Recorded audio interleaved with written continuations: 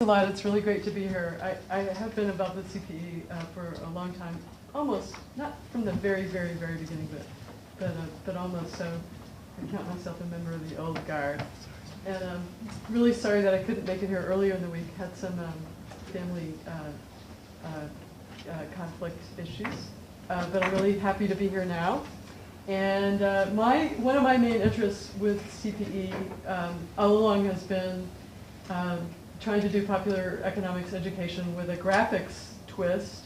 And I got started many years ago with the first edition of the Field Guide to the U.S. Economy, which has now come out in several different incarnations, and which remains near and dear to my heart. And my main political project these days is writing a weekly post to the New York Times economics blog, which covers a variety of issues, and which I sort of see as really an outgrowth of my work with CPE. And I'm always interested in getting ideas about things to write about and things to link to and things to connect to. So I'm really hoping that part of our discussion can be devoted to that. So Emily had asked me to give a kind of an overview of economic inequality and the attack on the public sector.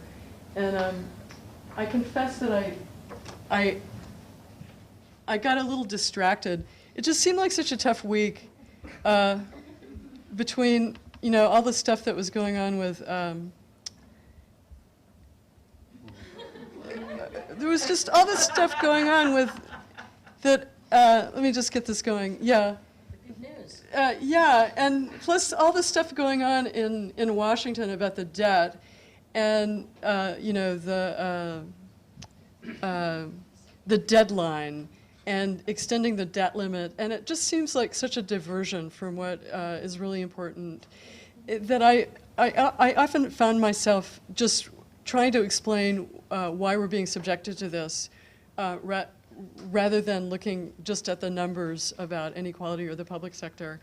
And so I tried to collect some ideas that I've been working on that I think kind of relate to the interest in media and culture and cultural images that's been a theme of the week. And but I confess, I'm like, this is the first time I've ever gone in quite this direction. So I may need a little constructive feedback to make this work. So my basic theme is vampires, zombies, and the resistance, that's you. This is an image which I really love. I mean, in some ways this inspired the theme. It's from the cover of Mother Jones, April 2011, and actually had some very good graphics in it about income inequality that I'm going to come to later. But I think this is an image that speaks to a lot of people on the left, the kind of evil vampire sucking the innocent victim who's kind of represents the public sector in a way, the country, Uncle Sam, Aunt Sammy, whatever. But it seems to me that it's actually, the vampire analogy is a lot deeper and has sort of more far-reaching implications than this single image suggests. So that's what I wanted to unpack a little bit before getting into some figures. So I think there's an interesting story to tell about what vampires and zombies symbolize in our collective psyche. And that also help explain why the Republicans, who I think are playing the vampire role, are beating the Democrats, who in my view are kind of playing the zombie role. I will defend this. I don't mean, and by the way, I don't think that all Republicans are vampires or all Democrats are zombies, but I do think there's sort of an infectious process taking place whereby larger and larger numbers of them seem to be assuming these roles. And so possible strategies for us, the undead, to pursue. Okay, so the most generous interpretation, and I think we really need a generous interpretation in this day and age, of the political debacle that we're witnessing is that the human species is really trying to figure out, is trying to evolve in a positive way in response to some pretty serious environmental challenges, is really thinking pretty hard about what it means to be human. And I think basically we haven't quite figured it out, although I remain cautiously optimistic that we will do that. And interrogating our culture and our economy is a way of asking that question and also answering that question, what does it mean to be human?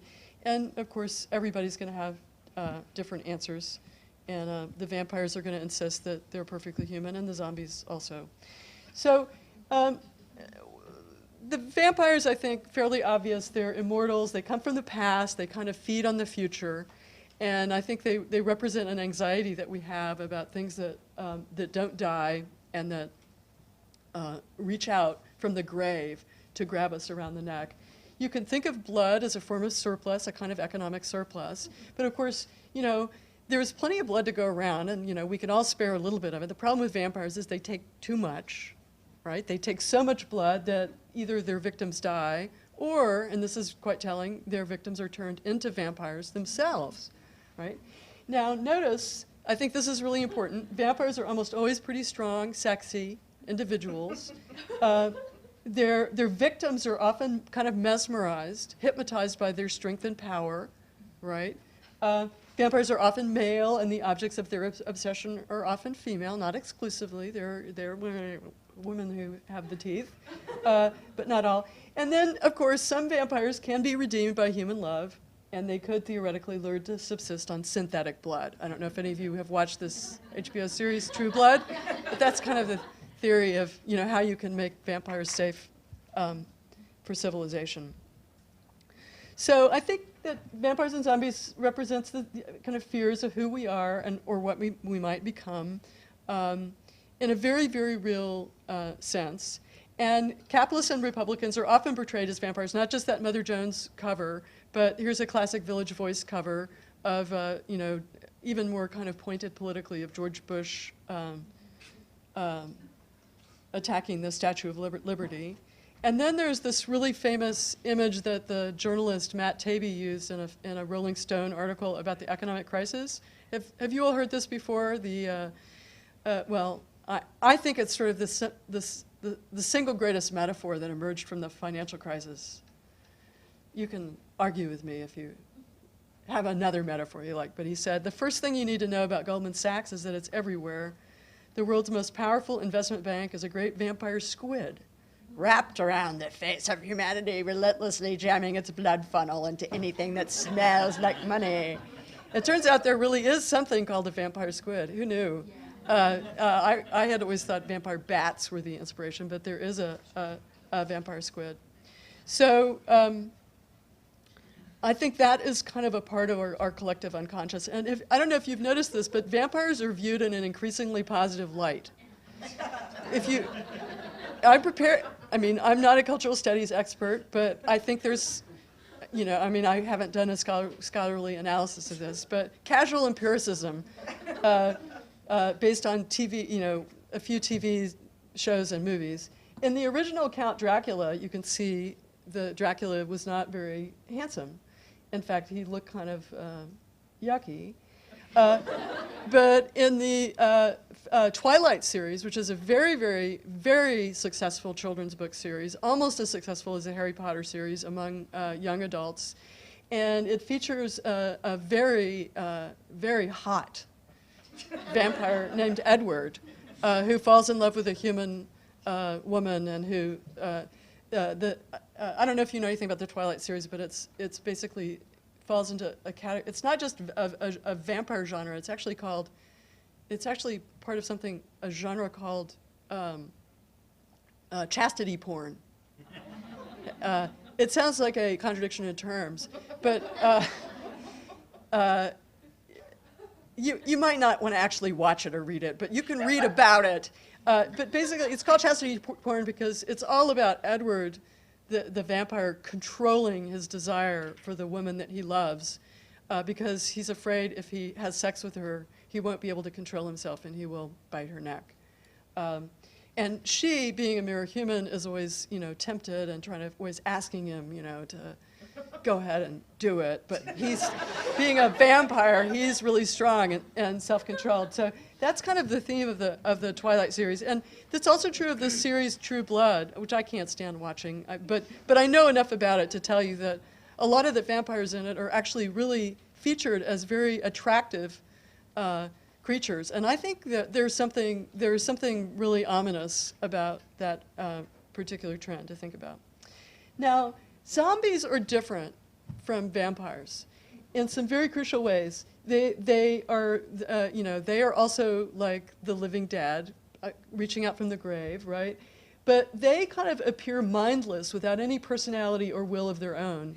And zombies feed on human brains, but they're not very strong or very sexy. In fact, they're generally really, kind of decayed looking. And they're not really a threat unless there are large numbers of them. So zombies are the collective part of the, they're sort of the other side of the political spectrum. And in a lot of the zombie literature, they're portrayed as a really serious, more of a threat to human civilization than specific individuals. So it's kind of about, zombies are about, a collective threat. And they're often described as part of the zombie apocalypse, right? So not surprisingly, you see government workers and government itself often portrayed by people on the right as zombies. And this is a T-shirt. You can buy this T-shirt online for $6, which is a pretty amazing price for a zombie T-shirt. And I think a lot of the language of the right, I really do think that to some extent what's going on is an argument about who is worse, the vampires or the zombies, and that has some implications for our thinking about political strategies. I mean, in some ways it echoes an earlier contrast where that was based on animals, the capitalist pig versus the socialist sheep, right? That metaphor. Although I don't really know where that came from because it seems it doesn't seem right to me. I don't mean to legitimate the metaphor. I'm just sort of pointing out that I think we sort of careen along this narrow path of trying to define ourselves as humans, but partly by thinking about what it would be like if we fell off in one direction or the other. I don't know if you're buying this, but I think the lesson is that there's some real primal fears that are kind of shaping our economic and political discourse, and these kind of primal fears are really intensified by economic uncertainty. And here are some of the factors that are combining with this primal fear to lead to some really, I think, really dangerous and frightening consequences. So one fact is that taxes are more visible than the forms of surplus that are extracted by capitalists. People know what percentage of their income they're paying in general, or they know what percentage of the sales tax is in their local state, and they can see that surplus when it's extracted from them, but they can't really see where it's spent or who's benefiting from it, right? On the other hand, they can sort of see who profits are benefiting, but it's hard to know where the profits are coming from. What exactly did was your contribution in terms of what you did at your workplace or what you bought in terms of, very hard to see. And so I think that is a factor that contributes to the very, makes it easy to kind of build up hostility to the public sector and public sector workers. Poor people actually get very little of redistribution through the state. A lot of the money that's moving through the state is going, in fact, right back into the pockets of the affluent. A lot of it's going basically to help pay for people's education and their health care and retirement and old age. It's just essentially leaving their pockets and then coming right back in at a later stage of the life cycle, but people don't see that, or they can't calculate it, or they can't estimate it. So the amount of redistribution that takes place is actually quite small, but the potential number of claimants is large. And I think that plays into the zombie imagery, especially counting potential immigrants. There's this image of, okay, poor people aren't getting very much, but there's an infinite number of them, and so they could be making, I think the fear is that they will be making greater claims on the surplus than the smaller number of actually pretty sexy vampires. Government workers don't earn more in wages and benefits than their private sector counterparts, and I'll show you a graph documenting that in a minute. But they do enjoy better benefits on average, and in a world in which people are really terrified about the loss of health care insurance and about pension benefits, it's very easy to scapegoat government workers. And again, they're compared to the number of individuals in the top 1%, there's a large number of them, so the numbers thing, I think, contributes to a kind of fear. Capitalists, and I'm using that word in the very broad sense of the word, invest really significant sums of money in ideological and political efforts to burnish their image.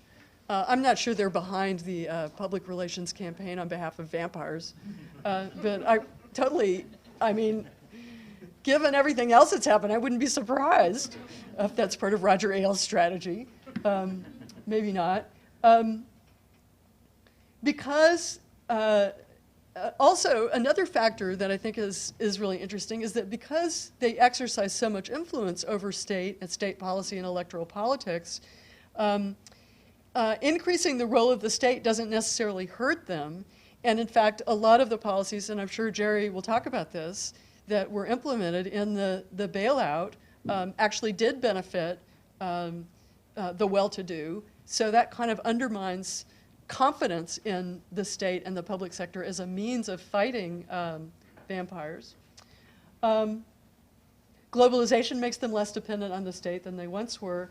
And then the really key factor, I think, that I'll elaborate on a little bit more is that increased inequality, which has really been extreme, tends to reproduce itself and lead to ever more increased inequality. So here are the strategies that I think that Buffy the Vampire Slayer is not our strategy. So I think it would be great if we could be saved by a California teenager who knows karate.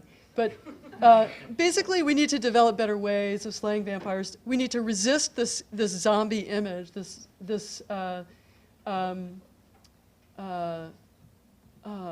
tendency to want to view, to see threats coming from the other direction.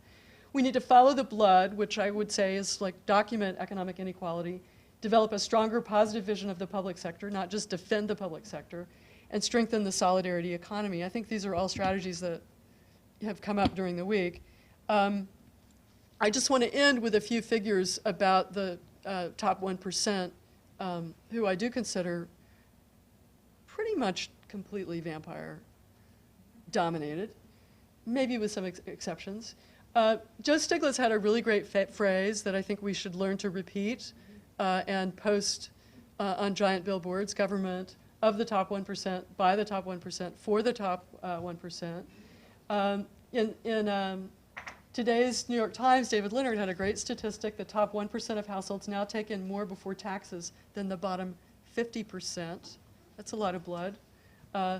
Only 3 decades ago, sorry, the ago is missing, the bottom half made twice as much. And actually, these are the graphs from the Mother Jones issue that I thought was such a great collection. You can find them online. Since I'm running out of time, I'm not going to dwell on them here. But basically, what they're showing is a tremendous increase in the share of income held by the top 1%. And then here's another graphic just showing you what you had to have in annual income to make it to the top 1%, about $1 million. To be in the top 0.01%, 27 million.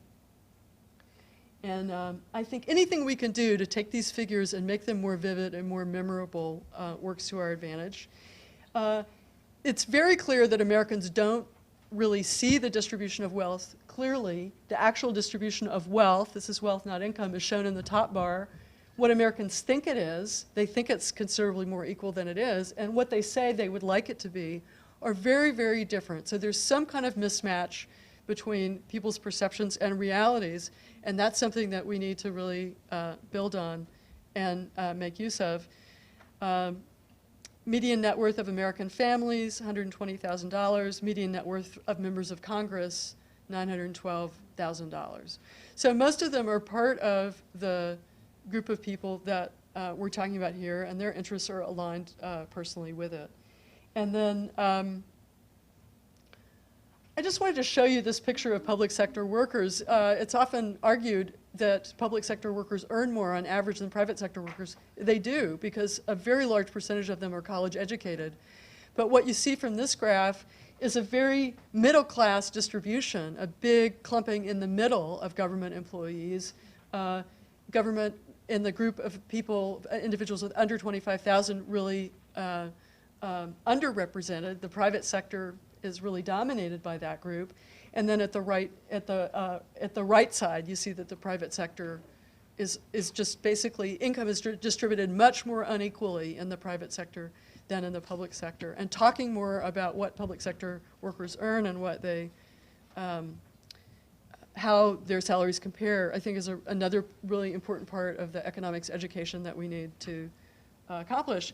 And Warren Buffett said it best. Warren Buffett, he may be one of those redeemable vampires, I don't know. I don't know. He doesn't have like conspicuous blood on his teeth. I will say that for Warren Buffett. And this is what he said. He said, you know, in response to the argument that the Democrats were waging class war, he said, yeah, that's right. The Democrats, there is a class war going on in this country, and my class is winning. Warren Buffett actually said that. So I think we should give him a big fat kiss. Thank you. That's it.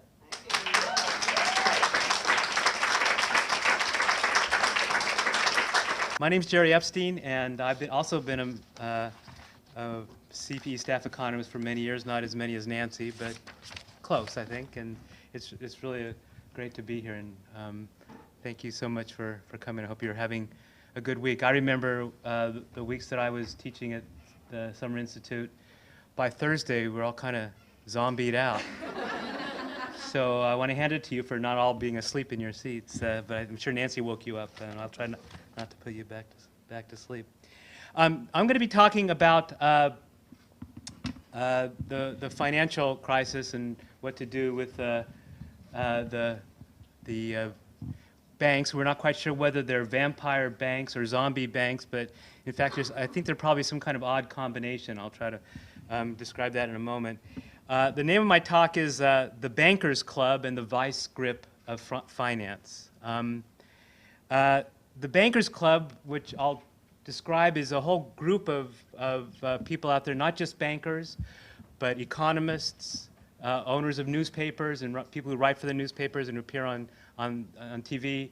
They're all part of what I call the Bankers Club, which is a powerful group. Matt Taibbi talked about it. The Goldman Sachs is the vampire squid, that have built up the financial sector's power in our economy, in the global economy, to the point where they have us, the citizens of the United States and elsewhere in the world, in a vice grip.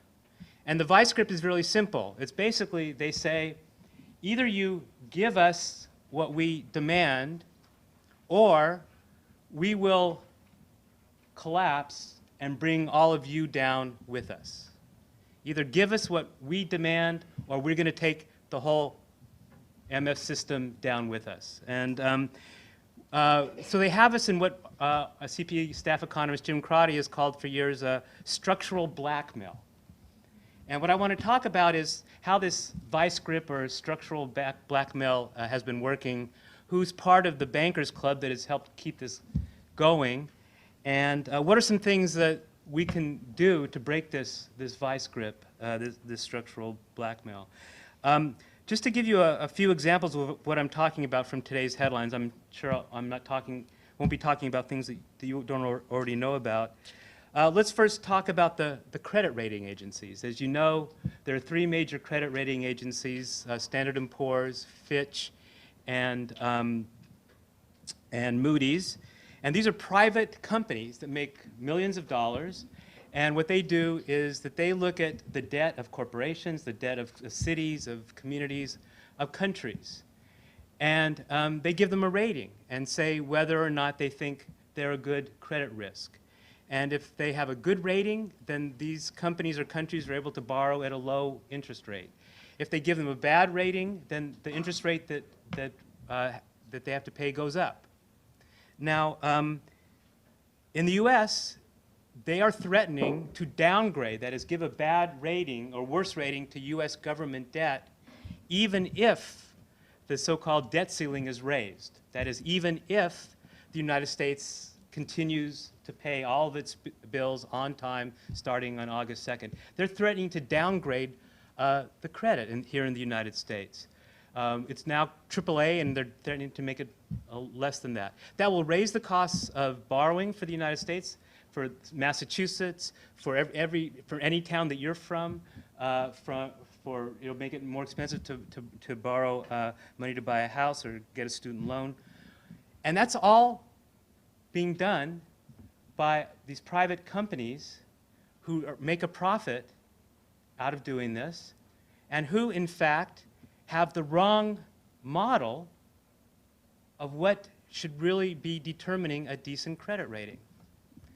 What their model of this is that you have to keep to a neoliberal notion of debt. Keep debt at a relatively low level. Make sure that the private sector is in charge, that governments aren't too big. Make sure that we invest for a profit rather than for the public infrastructure, public services, and so forth. They're a way of trying to enforce a particular model of our economy on the rest of us. And they basically have no, there's nothing that we can do against them if they're wrong, or nothing we can do against them for their ideological perspective on credit ratings. Why is that? First of all, we can't sue them because they claim that they're just exhibiting free speech. They hide behind the Constitution and say that they're just engaging in free speech. Despite the fact that they gave AAA ratings to all of the collateral CDOs and other toxic assets that led to the financial crisis, nobody can sue them for the bad credit ratings that they gave that led lots of pension funds, city governments to invest in these things, lost a lot of money. You can't sue the credit rating agencies. To make matters worse, governments around the world have made these ratings official numbers. They've said that if the ratings are a certain amount, then certain governments can invest in these instruments. If the ratings are too low, certain governments can't invest in these. So these have been given a formal status. So it's been a way to give power to the credit rating agencies, even by the governments. Now, why are we doing that? Well, it's kind of like price fixing. The credit ratings are able to fix the prices for interest rates so that the bankers don't have to face competition. So they downgrade the debt of the United States, and all of a sudden all the banks know that, and all the investors know they can raise interest rates. It's like if all of the sellers of food or all the sellers of any product could get together and fix their price and say, okay, when I open up an umbrella, that means we all get to raise our prices by 25%. Well, that's what the credit rating agencies do. So that's part of the bankers club that gives power to banks and that is sanctioned by our government. The same thing is happening in Europe over the debt crisis in Europe. There, once again, the credit rating agencies have said, look, if you force the banks, the French banks and the German banks, to take a hit on some of the money that they lent to Greece and Spain, they lent all this money, they made millions of euros by doing this. Now the citizens of Europe are being asked to bail out Greece and Spain and so forth. They're not bailing out Greece and Spain. They're bailing out the Greek banks, and the German banks and the French banks. And when Angela Merkel, the chancellor in Germany, said, well, maybe the banks should take a little bit of this hit, the credit rating agency said, well, if you call this, if the banks have to take a bit of a hit on this, then we're going to downgrade all the banks' debt, and that's going to lead to a financial crisis. So you can't do that because then we'll have another financial crisis. Once again, they have us in a vice grip. The most telling example of all this was when I was listening to an NPR story, and the Planet Money, I don't know how many of you heard Planet Money on National Public Radio. They went to a bar in downtown Manhattan where a bunch of Wall Street bankers and traders, mostly young people, hang out. And they went to them and they said, don't you think you should thank the US taxpayer for bailing you out? And these people said, no. I said, no, we shouldn't thank them. They should thank us, because if they hadn't bailed us out, we would have crashed, and that would have brought down the whole economy. So the bankers have us in a vice grip. They don't think they owe us any thank you for bailing them out to the tune of millions of dollars. And the question is, where does this power come from? Where does this power come from? Well, of course, there's the political power that comes from the fact that money now controls politics, and the bankers have a lot of money. A key example of that is after the financial crisis, Congress, and I'll be talking about this a little bit more, tried to pass financial reform legislation. In fact, they did pass some financial reform legislation called the Dodd-Frank bill. Frank, after Barney Frank, who's the congressman from Massachusetts, who was the chairman of the House Banking Committee at that time. Well, it turns out that the Democratic leadership put a lot of newly elected Democratic Congress people on the House Banking Committee, even though they didn't really know anything much about banking. Why did they do that?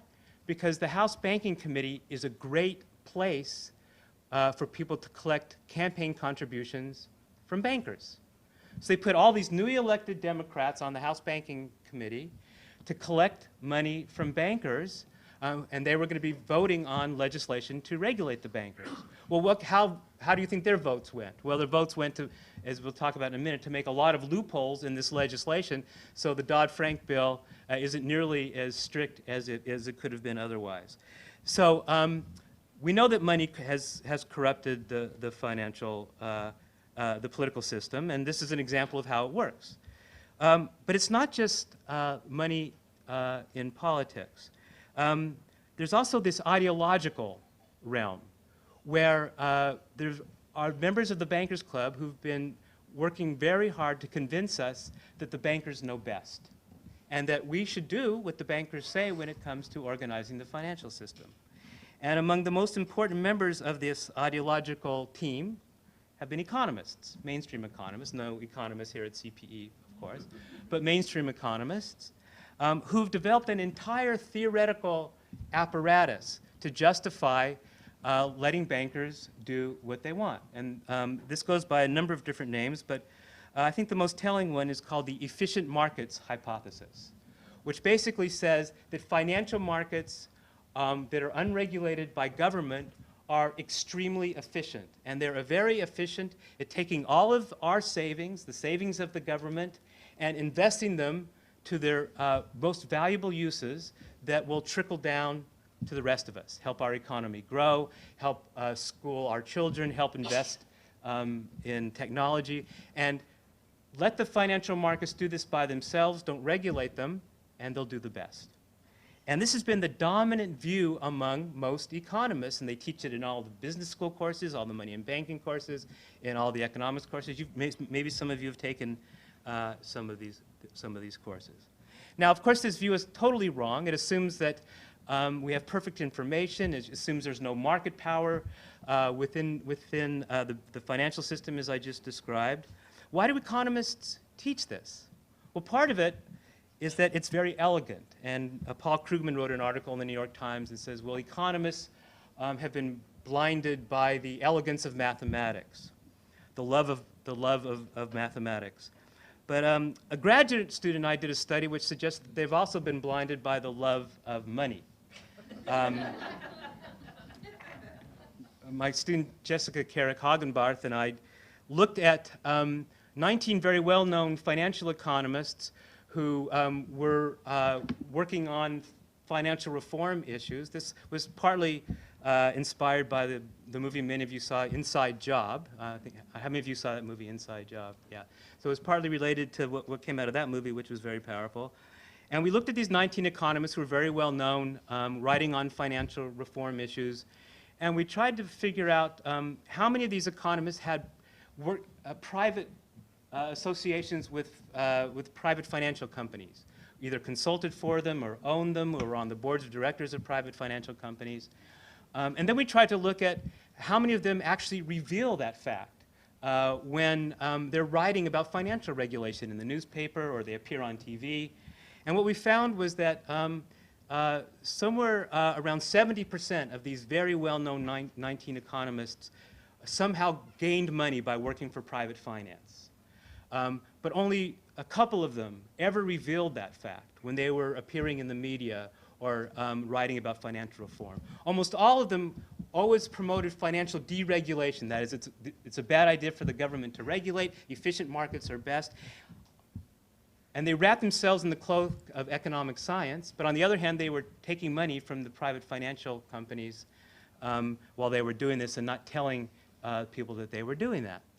I think the best known example is somebody who makes a lot of money doing this kind of thing is Larry Summers. Larry Summers, a former president of Harvard, a famous economist, head of President Obama's Council of Economic Advisors. While he was working on financial reform issues, he was making $5 million a year from the hedge fund operator D.E. Shaw. He actually told people about this because as a government employee, he had to actually reveal that. And he contacted me and got angry that I had used him as an example. And he says, well, but I had actually revealed the fact that I had done this. I'm one of the better ones. And so I'm thinking if Larry Summers is one of the better ones, we're all in a lot of trouble. So economists are part of this bankers club.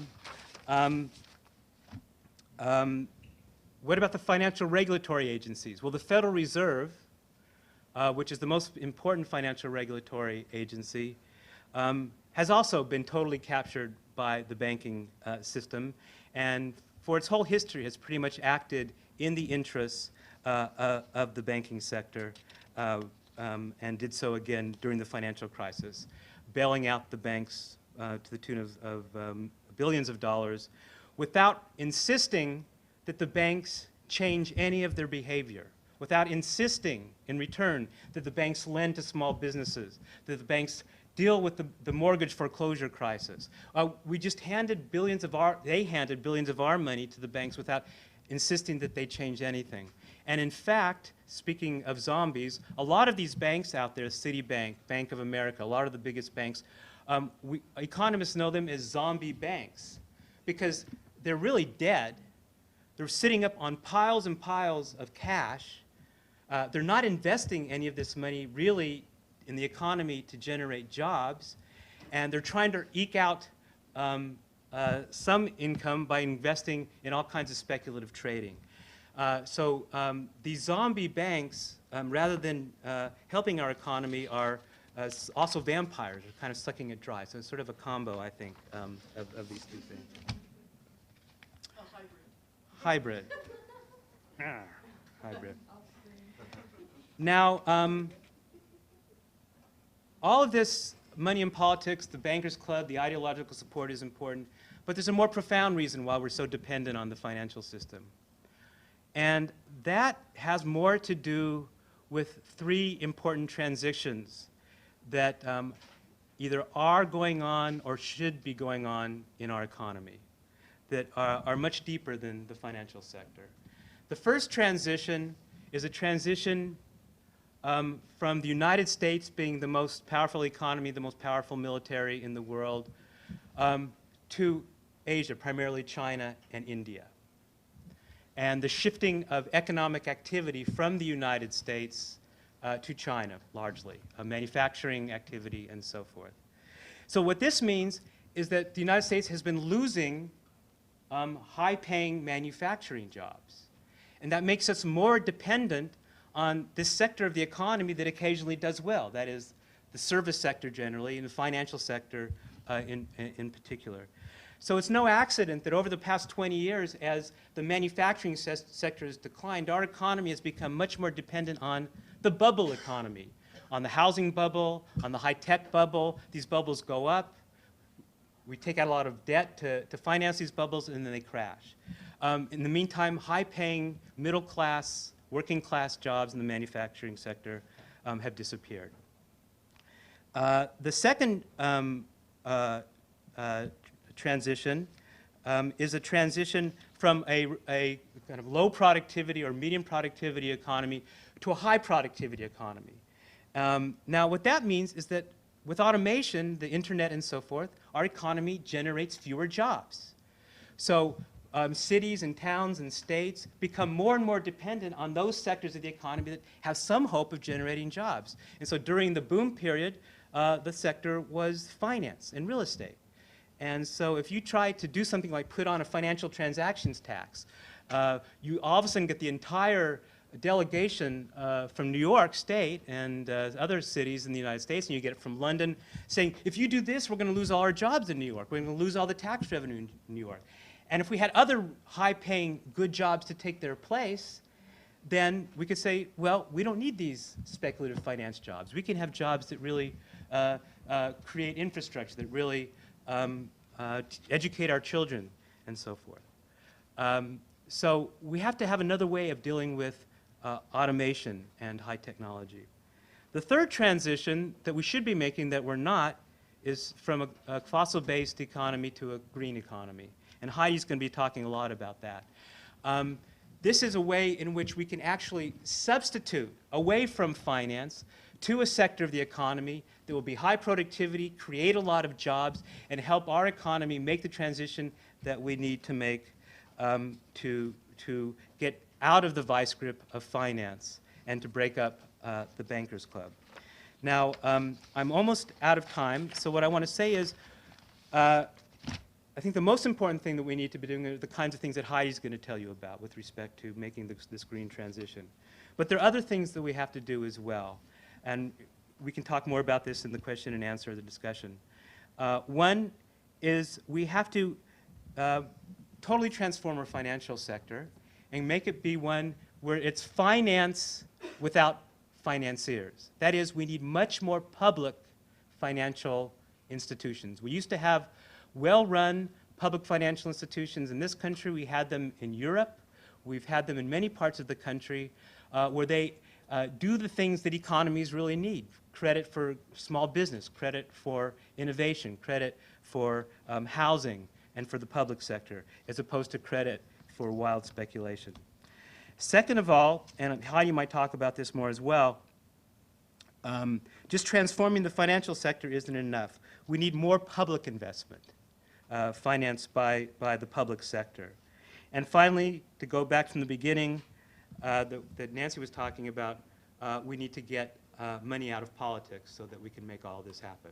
Okay, thank you very much. Okay, hi. So my name is Heidi Garrett-Peltier, and like Jerry and Nancy, I'm also a staff economist at CPE. I'm happy to be here with you all for the Summer Institute this year. I taught the Summer Institute a few years ago. I've been pretty active with CPE.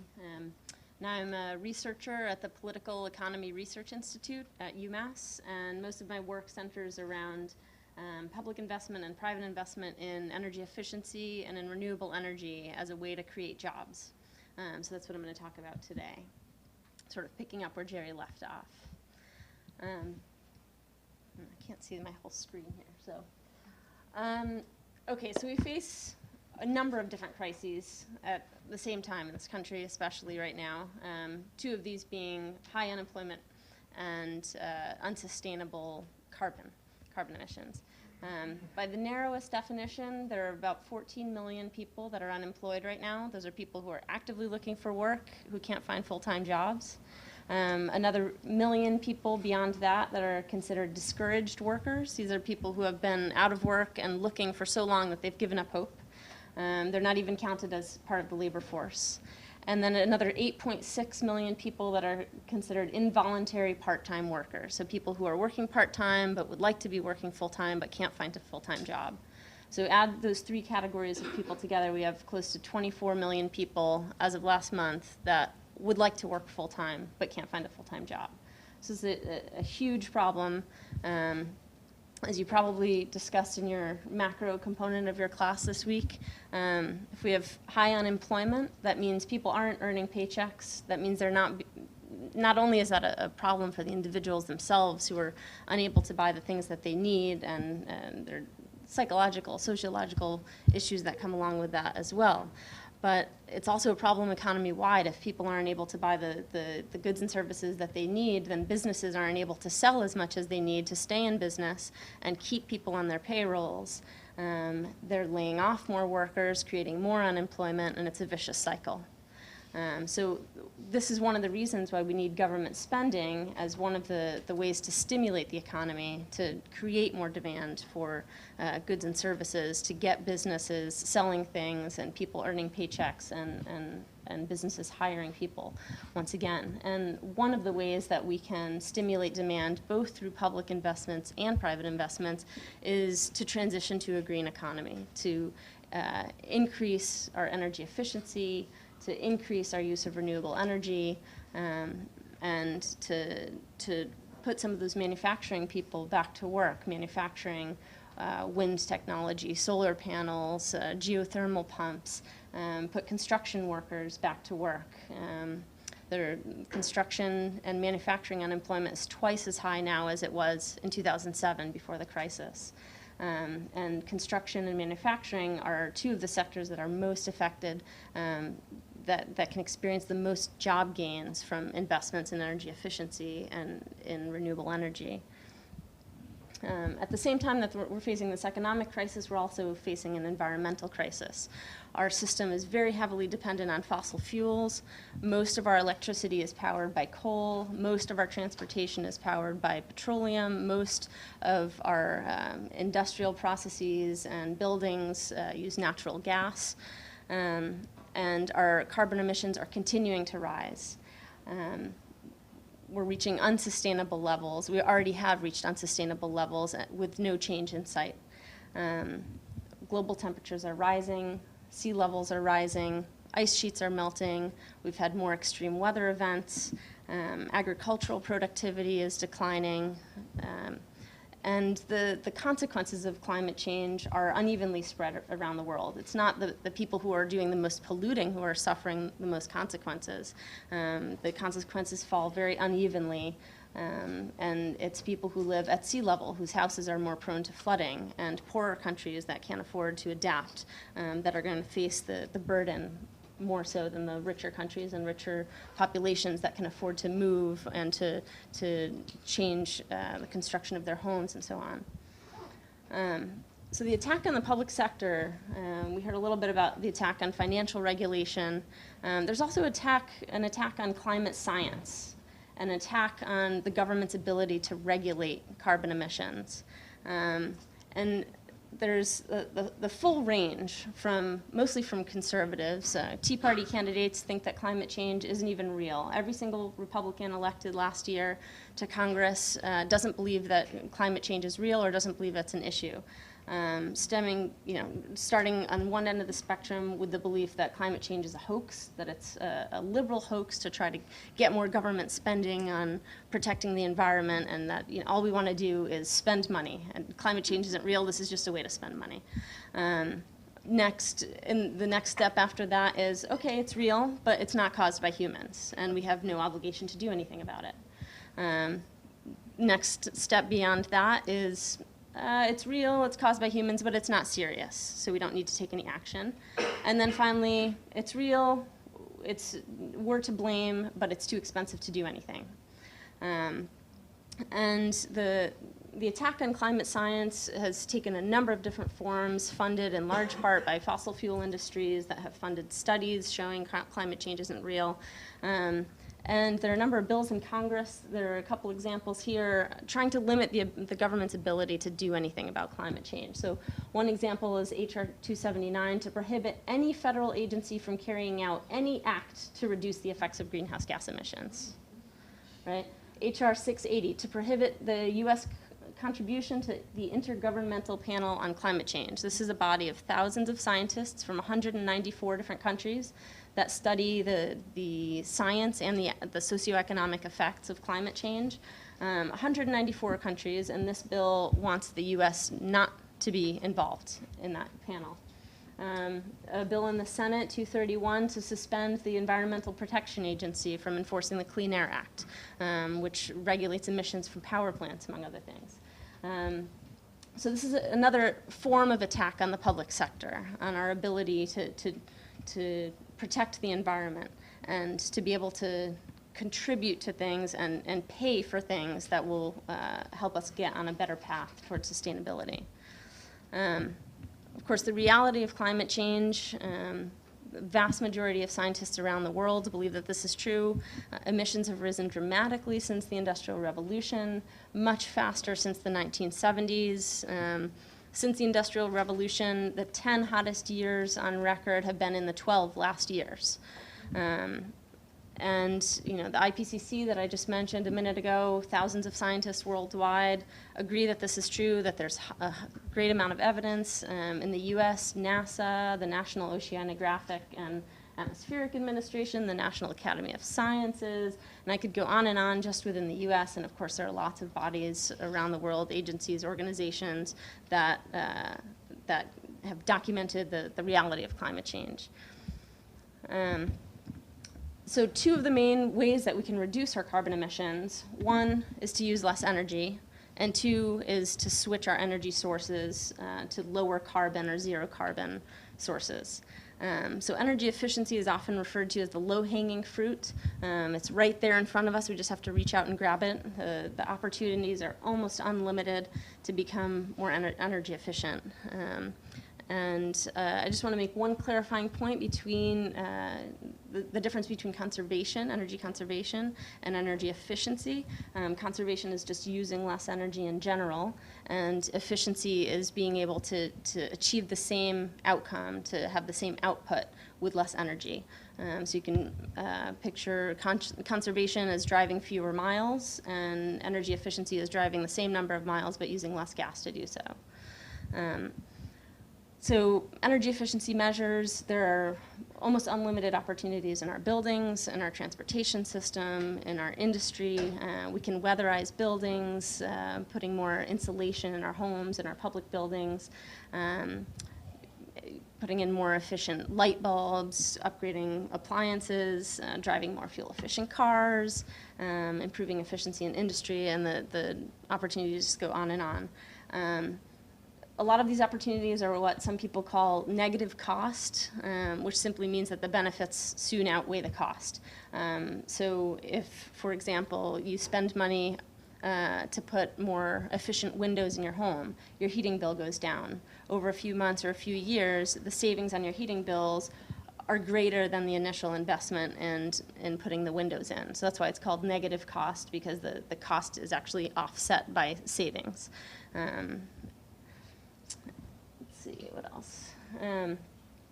So energy efficiency is certainly the easiest, quickest, arguably best way to achieve energy savings right away to reduce our carbon emissions.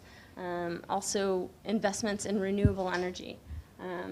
As I mentioned, our electricity system is primarily powered by coal. Coal is the dirtiest fuel. Dirtiest meaning for every unit of energy, it has the greatest amount of carbon emissions.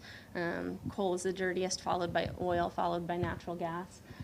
So switching some of our electricity generation to wind power, to solar power, in addition to just using less energy because we become more efficient and because we conserve through changes in behavior. For our heating systems, we can transition to geothermal heating, biomass heating, solar hot water. And all of these things require investment. It's a huge transition that we need to make if we're going to have any impact on the very unsustainable level of carbon emissions that we have right now. And so we need both public investment and private investment. Public investment can't do it alone. Private investment needs some incentive to get going. It's not happening. There's trillions of dollars right now sitting in the banks that are not being used, as just one example of where the private sector isn't investing and why they need a little encouragement. So public investment can be direct in terms of we can weatherize public buildings, make public buildings more fuel efficient. Federal government, state government, local governments can buy more fuel efficient vehicles. So there's a lot of things that government can specifically purchase to stimulate the demand for renewable energy and energy efficiency. And then governments at all levels can also offer incentives to encourage private investment. Tax rebates for efficiency upgrades or renewable technologies. There are a lot of incentives that already exist. I think part of the problem we have, at least in this country, is getting the information out there, letting people know what some of the incentives are. But for example, you can get a 30% rebate on making energy efficiency improvements to your home if you install new windows and insulate and hire people to put caulking in around the windows to prevent heat from escaping. There are a lot of incentives like that already in place. We need more, and we need to use the incentives that we already have to accelerate this transition. I just want to take a minute to talk about costs, because this is thrown around a lot by people who either, on the one hand, we have people who say, no, climate change isn't real and we don't need to do anything, and then sort of on the other end of the spectrum of let's not do anything is it's too expensive. Well, one thing that some of us who have been studying this have recently learned is a lot of the mainstream economic models that look at the costs of doing something about climate change, that look at the costs of investing in pollution controls and renewable energy and so on, don't actually model the benefits. They don't calculate the benefits along with the costs. So when they say, oh, it's too expensive to do anything, they're only looking at the price of doing something, and they're not looking at the benefits in terms of the avoided floods and the avoided relocation of people, and the health benefits of not having dirty air, and the energy benefits of moving to a more sustainable system that's more secure, and so on. So that's one point. The second one is that even the models that do this, that only look at the costs and don't look at the benefits, even those that are the most pessimistic, only show that our growth declines slightly. Not that we actually will lose income from where we are today, that we will continue to grow income, but instead of doubling income in 49 years, let's say, we'll double our income in 50 years. Right? It's a small change in the growth pattern. But either way we grow, even with the pessimistic economic models that are out there, our economy will continue to grow if we do something about climate change. And the other point I want to make is that I think that we need to reframe these costs as investments, that they're investments in putting people back to work, investments in stimulating the manufacturing industry. In the U.S. in particular, manufacturing has been declining, as Jerry mentioned, and investments in the health of our people and the health of our planet. Along with some of my colleagues at the Political Economy Research Institute, we've written a few different papers looking at kind of different angles of these investments in energy efficiency and renewable energy. One of them that came out 2 years ago is called The Economic Benefits of Investing in Clean Energy, and that was with Robert Poland and James Hines.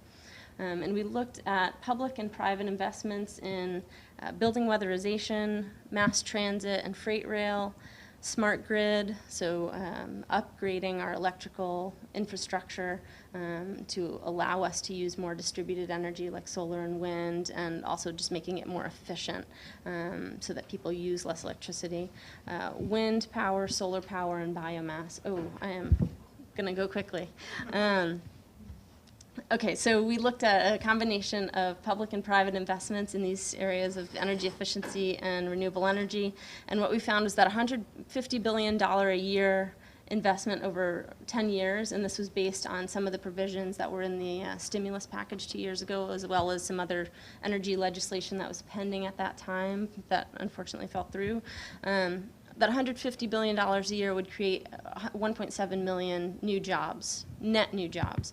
So this counts both the jobs that are created and the jobs that would be lost in fossil fuels. So $150 billion a year could create 2.5 million new jobs in clean energy. Those are jobs in primarily in construction and manufacturing. And there would be some job loss, about 800,000 jobs lost in fossil fuel industries. But overall, we put a lot more people to work that way. I'm going to skip through the tables and the reasons for this. The short version is why. it's more labor intensive to build a clean energy infrastructure. If you can picture a construction worker insulating a home versus an oil drilling platform, and think about the total spending going towards hiring labor in the construction industry versus paying for equipment in oil extraction. Construction is much more labor intensive. That's one of the reasons we get more job creation in clean energy. Another is domestic content. More of the spending on clean energy stays within the local economy, the national economy, as we're employing more construction workers and providing a lot of these materials within the domestic economy. And the third is wages. We often hear the argument, oh, sure, clean energy can create more jobs, but it's only bad jobs. I'm only going to talk about this very quickly. Yes, we create more bad jobs, but we also create more good jobs, right? Clean energy creates more jobs at all levels of credential, which is good for entry-level employment, and it also creates jobs for high school graduates, people with some college degree, people with a BA or above. On average, green jobs pay less than fossil fuel jobs because there are more entry-level jobs. But in all categories of credentials, in all categories of income, there are more green jobs created for the same level of spending than fossil fuels. We create more bad jobs, we create more good jobs. So I'm just going to leave you with two questions. One is, if we assume that climate change is a hoax and we're wrong, what are the consequences? What if we assume that climate change is real and we invest in energy efficiency, we invest in renewable energy, and we're wrong, what do we have to lose?